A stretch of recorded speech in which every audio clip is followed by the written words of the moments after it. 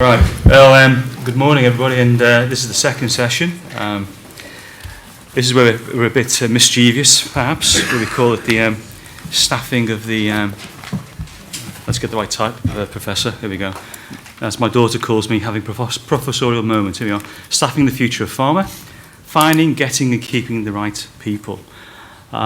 We in Pharma Integrates, because I've been associated with Pharma Integrates now for the last 3 years, always try and put a people element into these sessions. Because at the end of the day, it isn't companies that discover drugs, is it? It's people.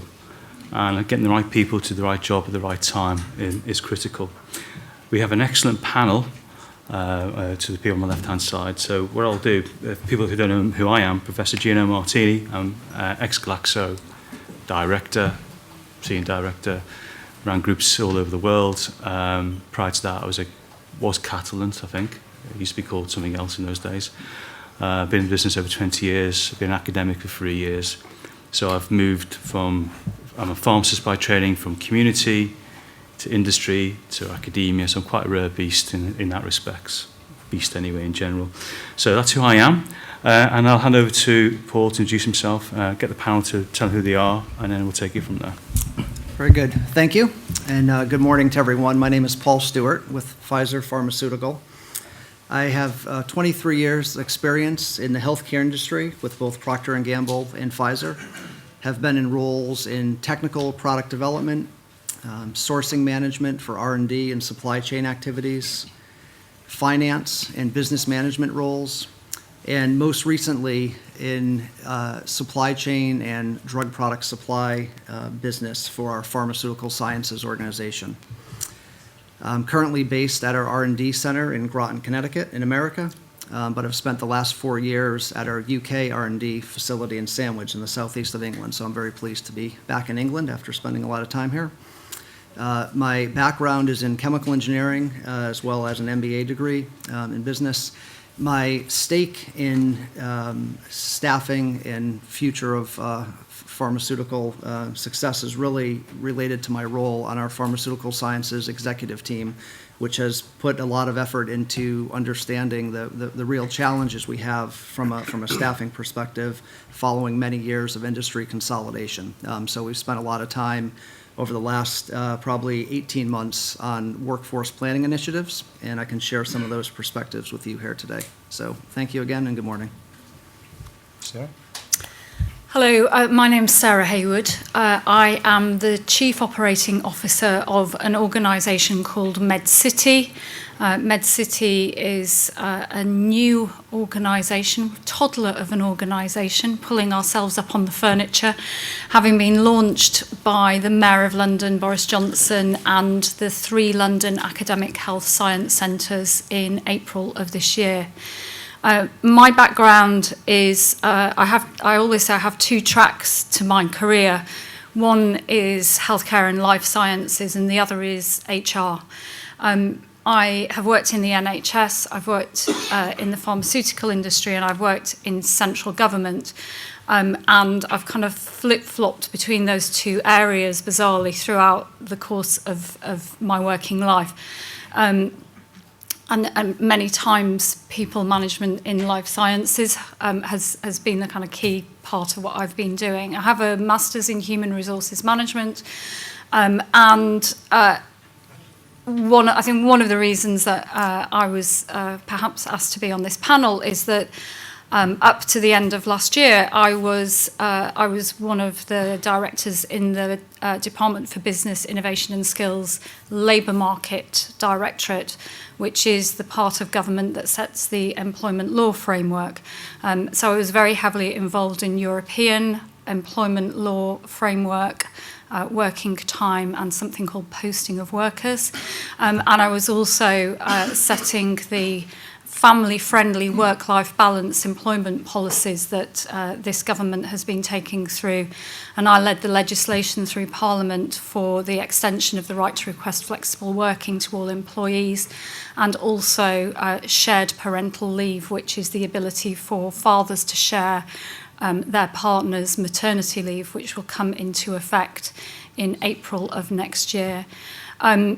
with my Med City hat on, with the role I have now, my particular interest is around developing the entrepreneurial culture in London and the Greater South East, in encouraging more interplay between industry and academia, and ensuring that we have the skills to allow good ideas to come out of the academic base and to be taken forward.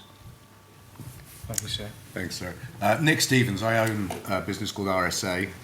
We are a life sciences recruiter, built it into a global business, so 8 offices on 3 continents. We help about 300 people a year into leadership positions in the life sciences industry. We've been doing that for 33 years. Before that, I started as a baby and turned into a lawyer. Didn't enjoy that.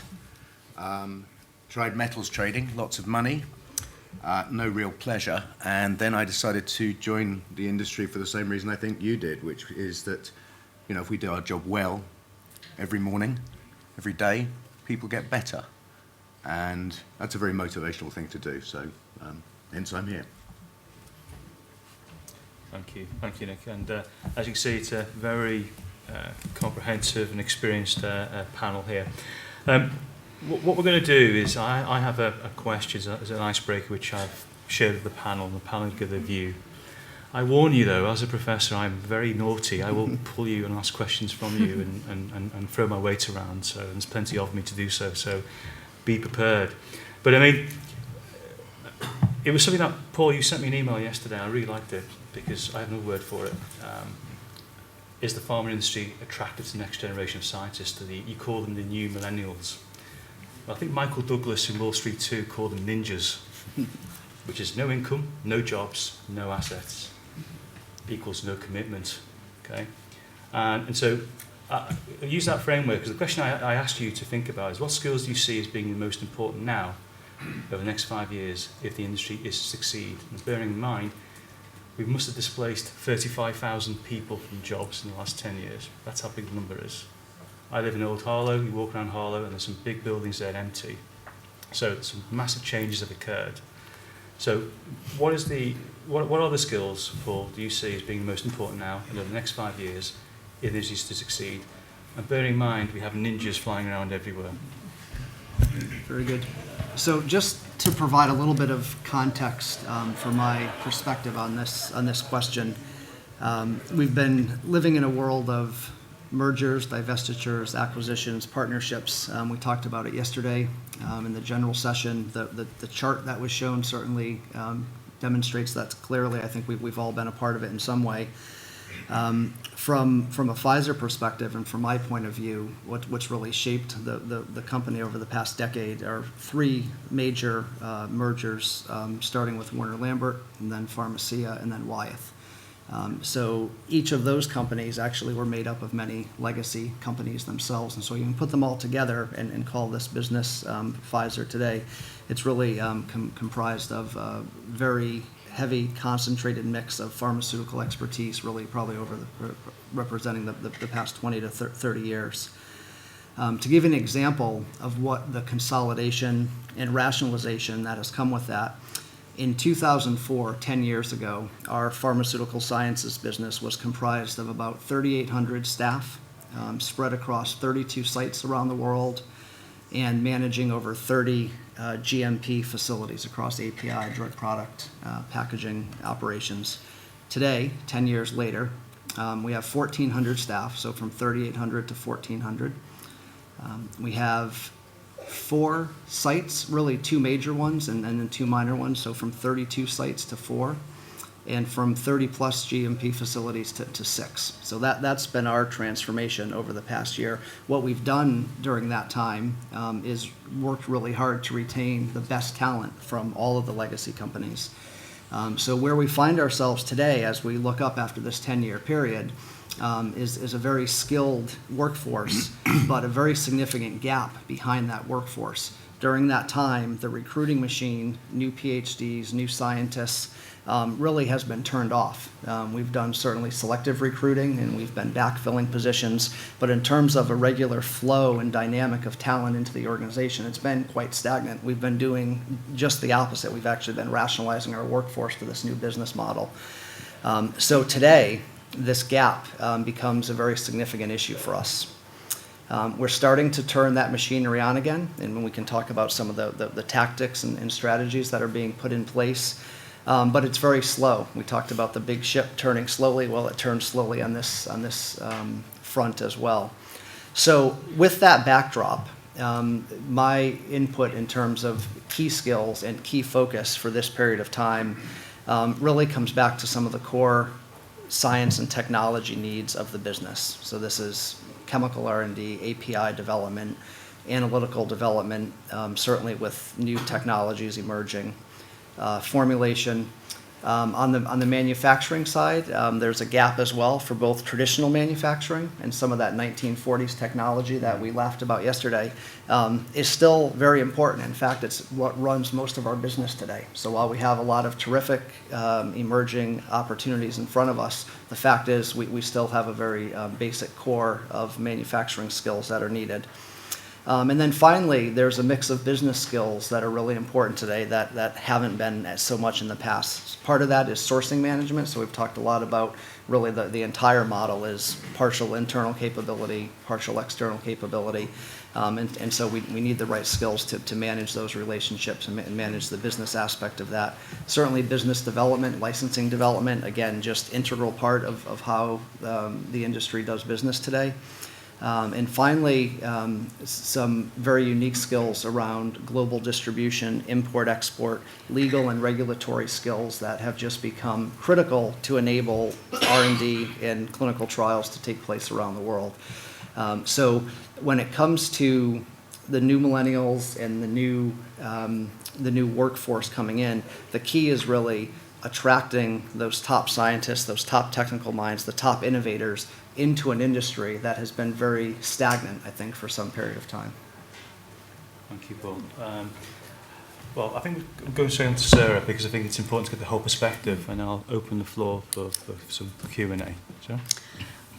From my perspective, I agree actually with many of the things that Paul has said, but my perspective obviously is different on this, particularly looking at the small and medium-sized business base and the changing model, which again we heard about yesterday, in terms of divestment from big research and development facilities that are within house and much more of open innovation models and partnership models with academia.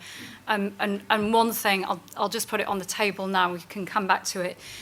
In fact, that Paul and I were talking about yesterday evening was the fact that companies like Pfizer that have had these huge workforces previously have been the training camps for all of the people who flow out into the rest of the ecosystem. So they have provided the people with expertise around drug discovery, drug development, clinical development into the rest of the life sciences industry.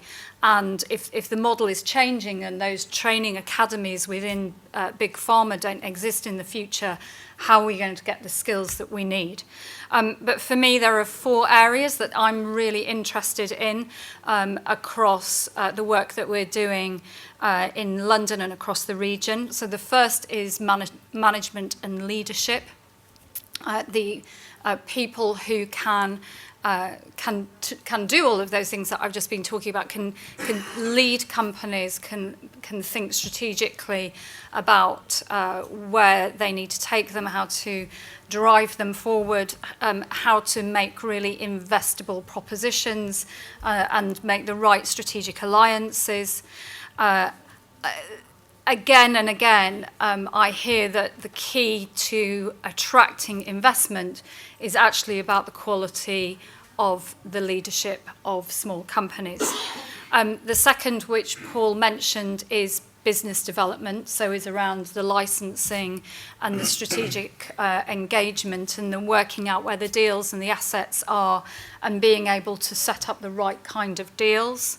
The third area is something that, in fact, I don't know if any of you heard the business section between when would it have been, 6 and 6:30 on the Today programme this morning, but Joanna Shields from Tech City was speaking about some initiatives that are being taken forward by Cambridge and UCL to develop skills within digital, and I think that the growth of digital healthcare solutions, either as an adjunct to traditional pharma or as alternative solutions, will be critical, and the skills in that area will be important.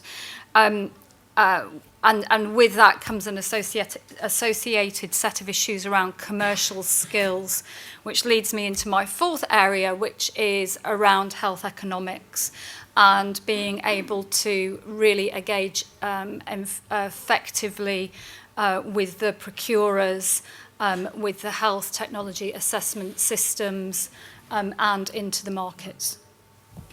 Thank you, sir. Okay, I'd like to kind of take this back to the last few days FT conference and this one's better, by the way. I think you're doing really well.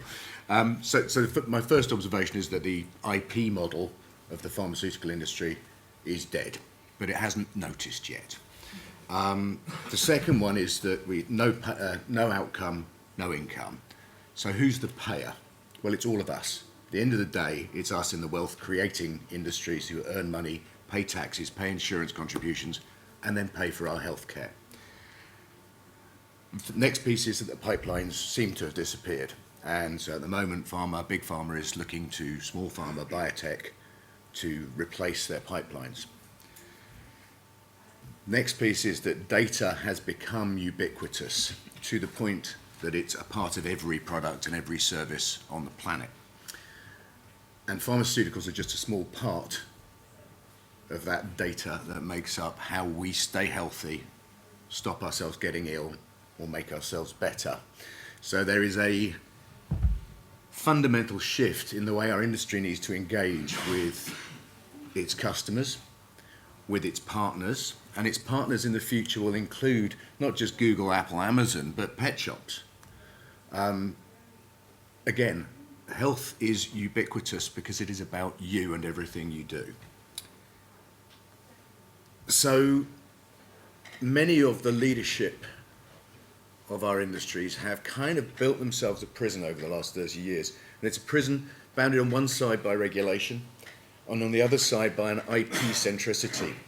Other industries create value by creating IP. They don't believe that the IP has value of itself. And IP has no value of itself unless people do something with it. You do something with it. So the question is, which people are going to be transformational? Do they exist in our industry today? If they do, my observation is I think they are leading members of the escape committee. These are the people who are pushing against the boundaries. These are the people who are saying, why can't we buy a health club? These are the people who are saying, we shouldn't prescribe an antihypertensive, we should buy this person a dog. Yeah, real solutions, real outcomes. So what skills do we need that I don't see, especially in big pharma? The first one is, if I typify much of big pharma, it has a kind of East Coast US arrogance to it. For me to win, you have to lose. That's not how you work a partnership. We both have to win in a partnership. When I have 6 or 7 partners, that's a really complex and important skill. It's more of a mindset than it is a skill. So you move from vendor management to working in a relationship with people where we all win. And if we focus on just getting better, we can do that, making people better. Data, really understanding and using data and accepting that sometimes our pill is not just the solution. Sometimes there's a better solution. And if we give the person a better solution, we'll do better in the end. Consumer marketing. We in the pharmaceutical industry, we are rubbish at consumer marketing. Apple can make you queue for 6 hours for a phone that does nothing more than the last phone did, or the phone before that, or the phone before that, and you'll pay $1,000 for it. Amazing. But you won't pay $7 for a vaccine. Behaviour change. How we change our own behaviour, our organisational behaviour, and the behaviour of our consumers.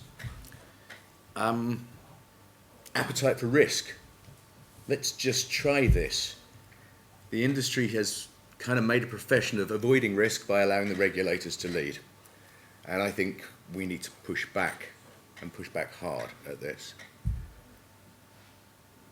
And one weird one, just packaging. I don't just mean, the plastic you wrap the pill in, but the way we present what we do. Had a beautiful lesson from a friend of mine who's CEO of Pepsi's nutrition business, but formerly 20 years in the pharmaceutical industry.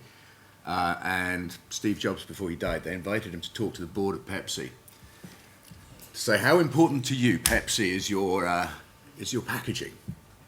And they all said, well, it's vital. It's our brand. All of our packaging carries our brand. It's carrying our message. So he said, well, which one of you on the executive has experience in packaging? And they went, none of us. And so he asked the non-executive, the independent directors, which one of you has experience in packaging? And none of us.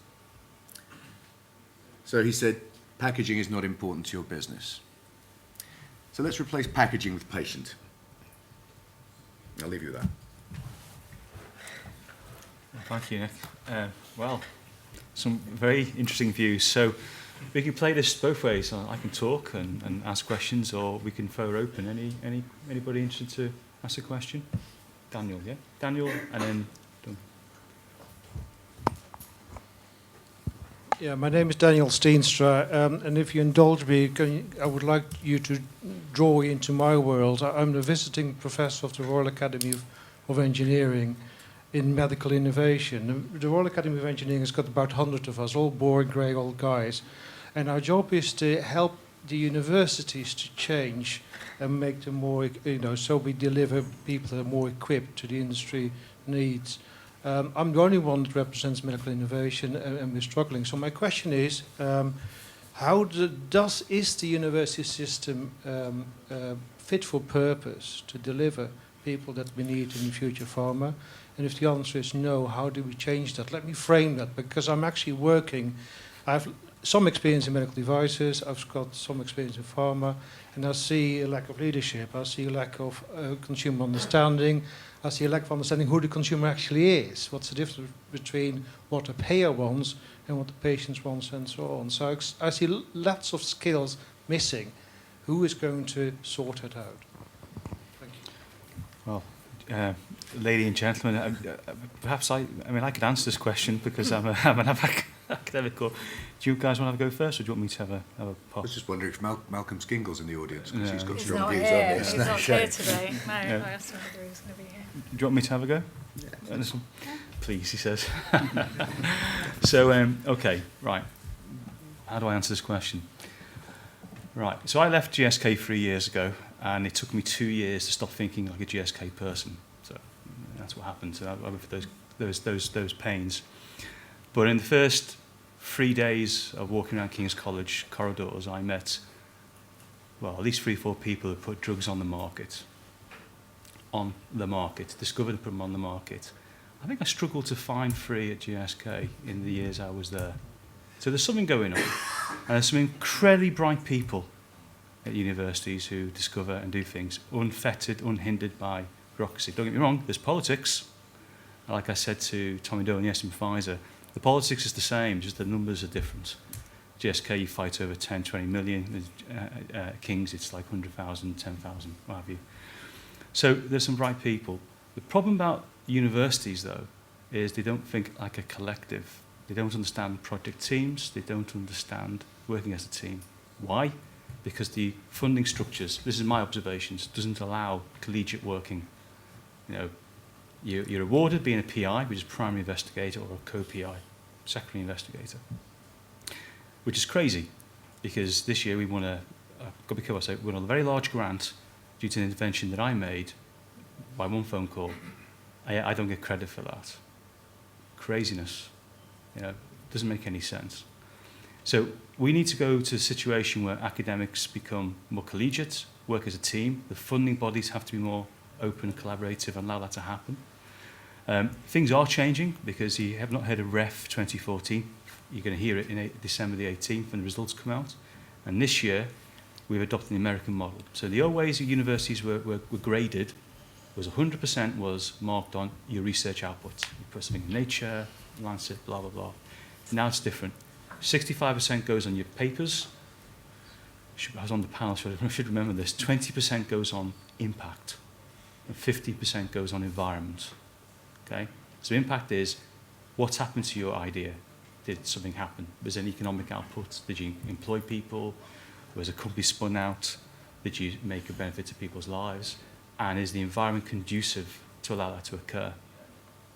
So I can tell you, some individuals have got it, some universities haven't, but by December the 18th, there's all public knowledge, the results will come out, and how universities will be funded will be gauged by that Premier League of who's done what, where, and why, that combined score. And that's basically the government saying, we'll give you £1, you've got to give us £1 plus, and that's going to make universities extremely different in how they operate. So that's going to be radical. The Whitty report, which came out 2013, he looked at this, and he wants the score to go from 20% to 25%. Probably I think that will happen. So it's going to be more radical. So universities are changing. They don't like the change, but they are changing. Hiring people like me to come into academia has been a move, like yourself, Daniel, and you can see more of that as time progresses. I think Sarah used this wonderful expression of porous boundaries. It has to happen. You have to have this movement of people backwards and forwards, because if you don't get the exchange of ideas. And I think that's what hinders innovation. Now, we've in the good old days before mergers and acquisitions, there were so many companies, people moved around.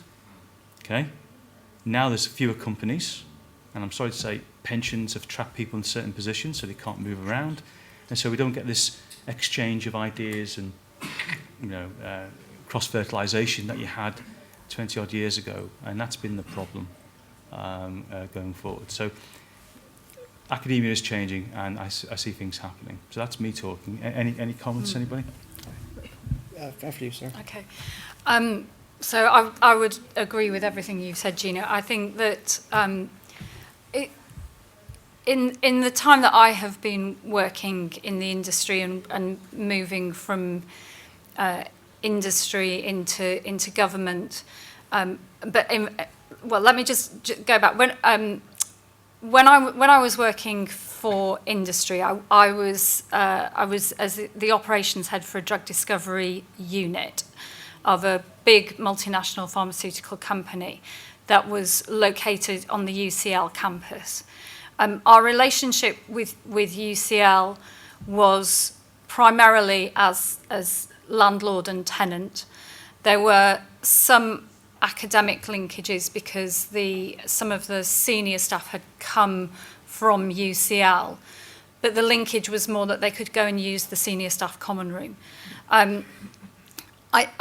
With the benefit of hindsight, I look back and think what a huge opportunity we missed there. In preparing for this session, we exchanged some emails. I talked about this idea of porous boundaries. The movement backwards and forwards is the holy grail. That's what the changes to the REF framework are all about, is about moving away from the currency being about your publications and citation index demonstrating your excellence, and much more about your openness to engage with industry and to collaborate and to think about the impact. And I think in the UK we still have a long way to go, but I think it's moving in the right direction. But I'll give you a kind of a final anecdote. A couple of weeks ago, I went and was invited by a different pharmaceutical company, to the one that I work for, to go and speak at a PhD day that they held, where they were sponsoring a whole set of PhD students, some of whom were working in the labs of the pharma company, some of whom were working in their respective universities. And whilst I was waiting to go in, I was asking some questions about the extent to which the PhD supervisors were engaging with the PIs in the pharmaceutical company. And actually I came away with a sense that they weren't at all. So there was this what on the surface looked like a fantastic piece of engagement and collaboration, which was about industrial sponsorship of PhD studentships, but using it for no more than just looking at some areas of interesting science. So there are huge opportunities. There are lots of things that we can do. We just need to start doing some of them. Absolutely. So just briefly to add, in terms of preparing students to enter the workforce and help fill this gap and be competitive early on, what I've seen is the relationships we've been building with universities for internships, co-ops, work placements is really a key. So this is more undergraduate, bachelor, master's levels, pre-PhD programs.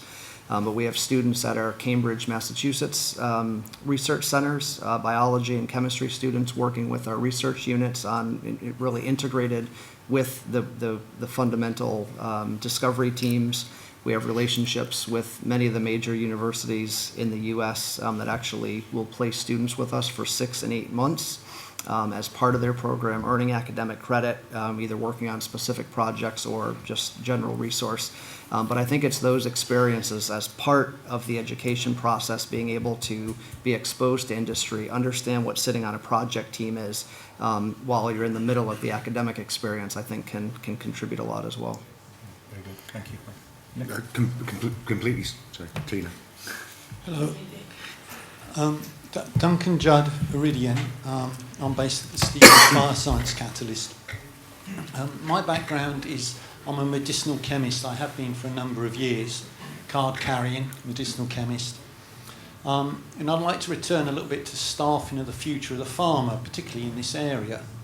I believe a medicinal chemist is rather a unique beast in the sense that you learn about how to operate by training on the job. It's not something which you can actually learn within perhaps a university environment because it's a complex science in developing new drugs affecting many parameters. So my concern is that Sarah mentioned it already, that we're in a position whereby the number of staff in big pharma are actually reducing. And in fact, the problem is already here. I went to a lecture fairly recently, and Chris Newton from Biofocus gave us some figures. And I was absolutely astounded on these numbers. So I can't remember the numbers exactly, so please don't quote me on them. But to give you a feel, he was quoting the number of medicinal chemists at GSK in Stevenage in the UK, and that's a total number of 75. When that compares with the number of chemists in companies like GVK or Chem Biotech in India, each have about 500 chemists. I grant you they're not all medicinal chemists. But then companies like Wuxi in China have now got somewhere in the region of over 3,000 chemists. So the dynamics are changing, and I would put it to the panel at the moment that we're already in an issue about training future medicinal chemists, those who are going to design new medicines for the future.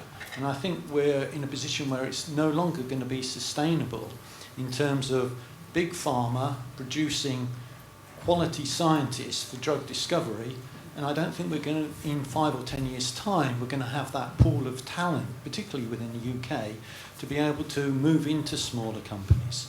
And I was wondering whether the panel had any ideas on how we might address that particular issue. Paul, any ideas? Because Pfizer's got an approach. Yeah, well, certainly would agree with the problem statement, and certainly from a business model, we've also shifted quite a bit to biologics development as well. So we have fundamentally changed what had been basic research in the industry, and with very precious research dollars and research programs. They're now split amongst a very large number of opportunities on the small molecule and large molecule side. So that also has eroded the base. I do think, while I'm certainly not an expert in this area and from a medicinal chemist perspective, I do believe the path is set. I don't see large pharma rebuilding that massive infrastructure. I think it will have to, the feeder pool will have to rely on different sources. Exactly what those are, probably they involve mid-sized companies, they involve contract research organizations, but I don't see large pharma shifting back in any way. Certainly not the signals I see today. Okay. I think we need to make note of that, and it's quite an interesting statistic, certainly. But conscious of time, and there are some questions, so I think the lady here, and then over this guy. To you? Yeah. So my concern is sort of almost the opposite of the medicinal chemist question. It's the other way around. Not that we rely on pharma to train up our new chemists and bring them through into the smaller companies, but it's that in biologics and biotech industry, where I've worked for 10 years, we're relying on postdocs coming through small biotechs and startups. And hopefully, I imagine that pharma companies imagine that they are going to feed their innovative work pool. But for me, it seems a very oil and water situation where I've dealt closely with big pharma companies, and the people who seem to have survived in them, who are there in decision-making positions, are the intransigent people who haven't been caught out. They've managed to duck when the side has been swung. So they're not necessarily the people who are most inclined to take risks, see innovative opportunities, and create an environment for innovative people to work. And my only successful experience of a biotech company that's then been emerged into a pharma company was with AstraZeneca, where they swallowed Cambridge antibody technology where I was working, and then decided very wisely to leave us completely alone because we seem to be doing very well by ourselves, thank you very much. And in fact, the new model for the Cambridge facility will, I think, borrow a lot from the successes of the way that Medi and CAT's facilities work down there, rather than bringing all the edge down to Cambridge. So really, how on earth is that model going to become missable, the new biologists, with the old management in pharma? Mm-hmm. Well, you've certainly opened up a potentially Pandora's box question. Panel, anybody? Yeah, Nick? That's right. No, that's. I think it goes back to what you need for success in different kinds of organisations. You're absolutely right. Big Pharma has evolved into a risk reduction machine. So to succeed, you need to reduce risk. Creativity, discovering new therapies, requires a completely different mindset. You need to make that jump. You need to have confidence between the connections you're making in your mind and then follow them through. At some point it becomes a process, and that's when Pfizer start to add some real value, because as a machine for grinding things through phase 3, it's pretty good. As a machine for making creative leaps, sorry, no. And its answer has been historically to buy companies and then evaporate the value of them. It's true. What is it, 100 and something billion in acquisitions over the last 15 years, and the market cap's the same today as it was. So what's the answer? The answer is you need an ecosystem which feeds people into biotech, allows them to create some value, and then allows them to bounce straight back out and start and do it again. That's, I think, the only answer. They are immiscible. So I certainly appreciate the perspective, or maybe would have chose to describe things a little differently. differently. It's a good job I'm sitting between the two of you, isn't it? No, it would be fun. Yeah, so I'll take the opportunity to say between the early comment around the East Coast sort of macho and then this characterization, I wasn't prepared for what I was into here today. So no, but I will comment seriously, because some of the thoughts I had put together thinking about this, I think you're absolutely right.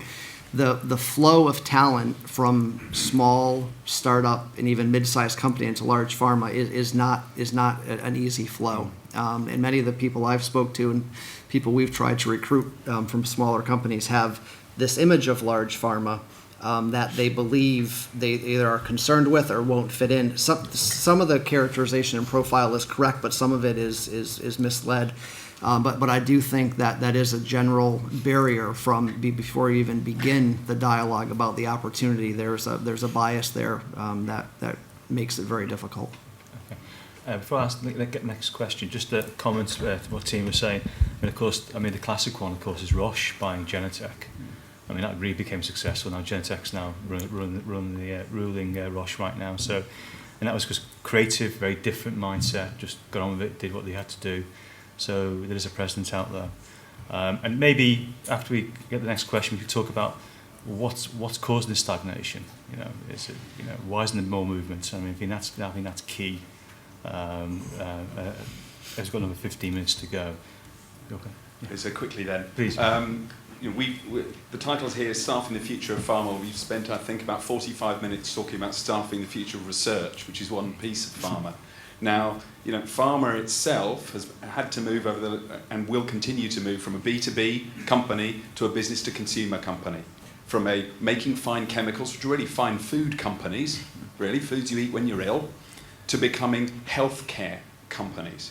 Could I ask the panel to suggest one other industry that you would like to see some porous barriers with, that are really going to bring some new talent and new thinking into this industry, stop us being the ivory towers that we've become, start being a bit more like the tech companies who actually would not take the view, well, in order to go to be a company around the Silicon Roundabout, you must have spent 14 years at BT. You'd be laughed out of the room if you did that, right? So, how are we going to staff the future of pharma by actually learning from another industry, God forbid? Really good question. Paul? So one aspect where there's an opportunity, I believe, is the consumer products industry, and this is really in the vein of understanding consumer needs. So we've started to look really at what patients need, and of course we balance payers and internal stakeholders and patients, but I think the consumer products industry has done a terrific job of really understanding what benefit they can bring in the products they develop. I think they also are making use of technology, social media, in ways that maybe aren't the most innovative across all industries, but it's very related to the healthcare industry. So I think from an applicability standpoint, there's probably less of a barrier to leverage some of those approaches. Sarah? Well, in my earlier on, I mentioned digital, and what I was really thinking about there is the fact that I don't think that the industry in the future will be just about the pill. I think it will be. It may or may not be about the pill. Somebody said about, or you said about walking the dog, but will be integrated into monitoring systems and data, and in fact, I am really keen on engineering, and engineering in the broadest sense. Being integrated.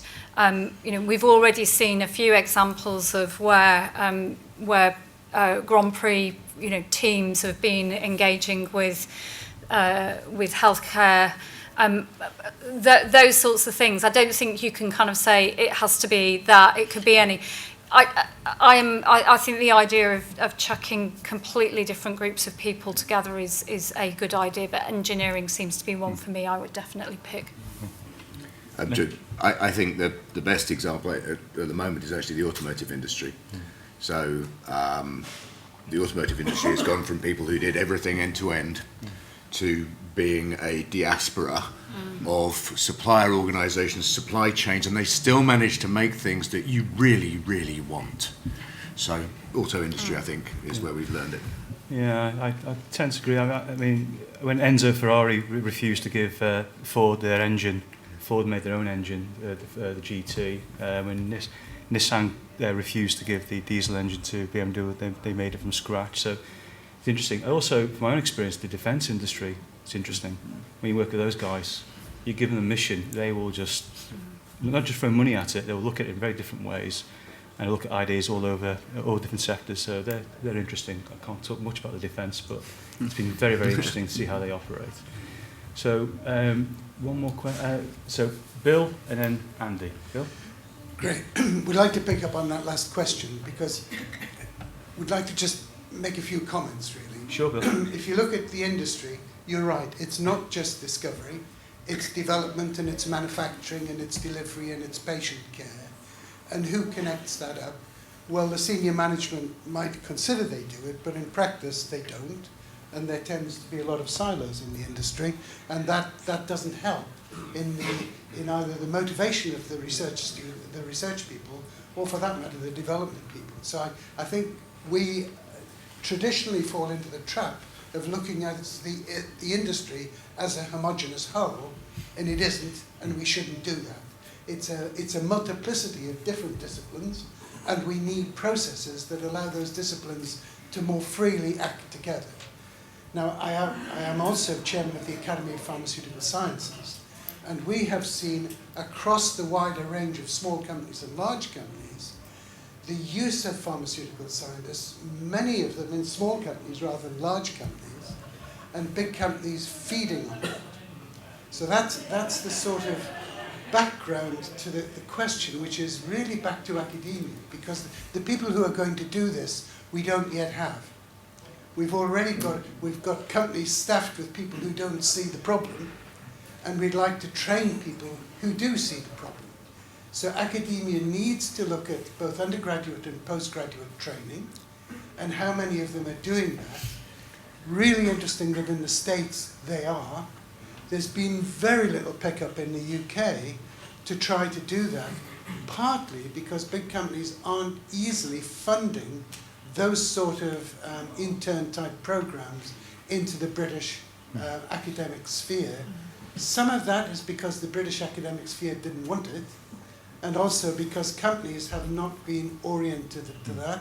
And to be fair, government hasn't easily found a way to sponsor that type of operation. So for my question to the panel is, how do we actually manipulate the training element, the early element of our young people that we want to bring forward for the future of our industries? How do we get them into the right space to do this integrative work that is the future for the healthcare industry? Just two quick comments for a little added context on some of the programs in the U.S. The real drivers from industry perspective is the opportunity to bring in at relatively low cost sort of on-the-spot consultants for specific work and projects, and more importantly, it feeds a recruiting machine. So you've had the benefit of working with someone. The recruiting, as we've talked about, hasn't been extensive, but that just makes the hiring decision all the more critical. And with this base of experience and exposure, you're able to have more confidence in those decisions you take. Sorry, Nick, anything? So a couple of thoughts.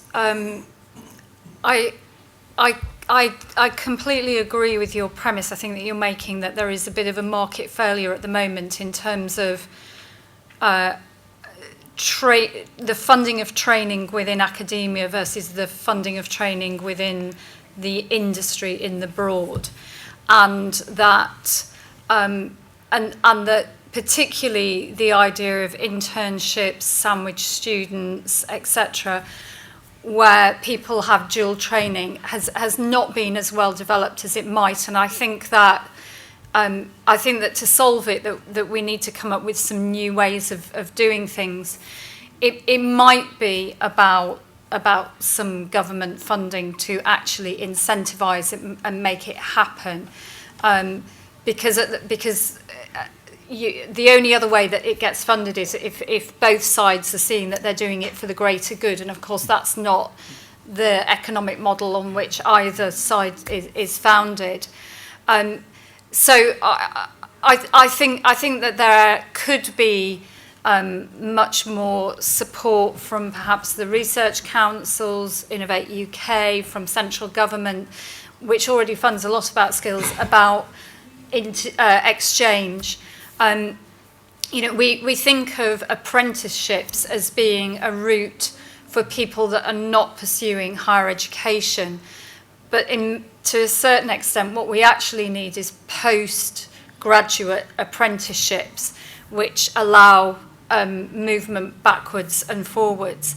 And I think there's a real appetite, actually, amongst younger people within academia who are doing PhDs and postdocs or MScs to be able to have some time where they could, that they could explore other options and do things. So one of the things I think is about deployment of time and giving people a little bit of space. So maybe they do, 80% of their time is dedicated to their PhD, but one day a week they can be going and doing an internship or working alongside somebody in a completely different part. So I think there are solutions. It's about incentivizing it and understanding where the pots of money sit. Okay. Any views now? I'll try to be brief. I think it is part of education's job to increase the sum of human knowledge and help people to do that. The other part of it is to prepare people for work. And I think we have failed our young people in allowing courses to become modular, easy to pick, and avoiding the practical skills. When a large pharmaceutical company has to train people to make a 10th molar solution, I got a C in chemistry and I can do that. It's ridiculous. So we've failed our young people. The way to do that is to make courses more practically based. And as far as internships go, brilliant. Familiarity breeds familiarity. If you understand what people need, then you can deliver it. Great, thanks. I'm going to do one more question from Andy, then I'm going to change the agenda slightly and talk about women in leadership roles, because that was one of the things we wanted to talk about. I've only got 4.5 minutes, and I apologise. One point I will make, though, and I want to, it's been a bane of my life in the last year, has been visas. Okay? Can somebody of any influence sort this out? Because we've got some fantastically bright scientists and individuals, actually from North America, who I'd like to work in the UK, right, or Commonwealth countries like Australia and New Zealand, who I feel should be working collaboratively in the UK. But the visa situation is an absolute nightmare, and it needs to be dealt with ASAP, because it's frustrating for people like me. So that's me jumping in. Andy, question. Yeah, it's interesting listening to the discussion, actually, because I don't think I'm hearing the answer to the solution. Because what I hear people talking about is staffing pharma now. And I don't think we really understand what the future of pharma is. So I lead the Pharmaceutical Innovation Group. There's a brilliant quote from Bill Gates which says, "The future is here, it's just not very evenly distributed." So I'll just tell you, so we have lots of interesting programs running. Companies that we're actively working with: Vodafone, Spoonful of Sugar, which is a behavioural change company that spun out of UCL, a medical device and telemetry company that I can't name, that's based out of Asia. We talk to McLaren because they know an awful lot about sensing and telemetry. There are no shortage of very, very bright chemistry graduates, pharmacy graduates. But for me, the future is very, very bright scientists who have the ability to collaborate. And where I see the university system of a bachelor's degree and a PhD failing us is that it supports a model of independent research, and the world runs on collaborative research. Yeah. I'd just like to hear your comments on that. Well, I mean, I think, Paul did mention at the beginning about we need graduates of all kinds of skill sets, and the American system has a bachelor's degree. We have minors in there, so you have somebody who does a life sciences degree with a minors economics, for example. So maybe that's what we should be doing a bit more. So there's some failings. But Paul, very briefly, you sort of hit upon that at the very beginning, didn't you?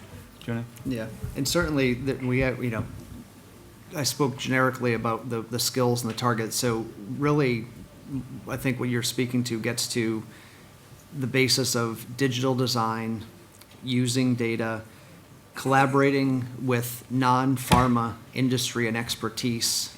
So we talk a lot about predictive degradation modeling, chemometrics, flow chemistry, and abilities to tap power of data that we really just scratched the surface on today. So those are elements and targeted pieces of what I think is needed in the future and where we are targeting, but you hit on a really, really key point. There's no platform for the partnership. Everyone undertakes it in one-off ways. So there's certainly, from an opportunity space, I would agree that there's a gap there. We have a minute left, and I'm really quite embarrassed because this topic requires a whole discussion. But Sarah, we were talking about women in leadership roles, and some of my best bosses have actually been women, to be honest. So do you want to maybe just round off the session with what your view is on that and what you'd like to see, your vision, maybe? My starting point on this is reflecting on the experience that we had as we were recruiting to the advisory board for MedCity. And if any of you would care to go and look at the page that introduces the advisory board on the MedCity website, you will see a sea of grey-haired gentlemen, all of whom are fantastic and are right at the leading area that they're working in, but we struggled to find women. And it grieved me even to kind of think that was the starting premise of struggling to find women who were appropriate candidates. So you're absolutely right, Gino. It's the time's up, so we can't even start to discuss it. We could have taken it as a session in its own right.